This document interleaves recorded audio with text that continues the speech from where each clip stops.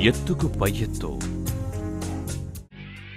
ఓ ఎలుకల బోనులో ఉన్న వెన్న రొట్టెలను తినాలనుకుని ఓ ఎలుక ఆ బోనులో చిక్కుపడిపోయింది.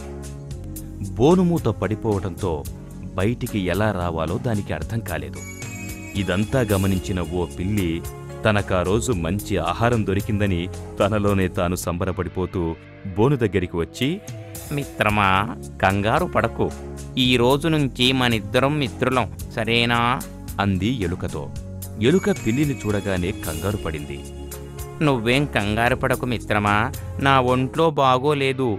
ఒంట్లో బాగోలేనప్పుడు నిస్సహాయులైన నా శత్రువుల్ని నేను చంపలేను అంది ఎలుకతో కపట ప్రేమను ప్రకటిస్తూ. నీ వ్యక్తిత్వం వెలకట్టలేనిది మిత్రమా అంది ఎలుక పిల్లితో. అంతే ప్రేమ నటిస్తూ పిల్లి సంతోషించింది. మిత్రమా, అనారోగ్యంతో ఉన్న నీకు శ్రమ ఇవ్వలేను, అయినా ఈ సహాయం చేసిపెట్టు అంది ఎలుక. పిల్లి ఏమిటని అడిగింది మనసులోనే ఆనందపడుతూ. కొంచెం ఈ బోను తలుపు తీసి పుణ్యం కట్టుకోవా అంది లాలనగా ఎలుక పిల్లితో.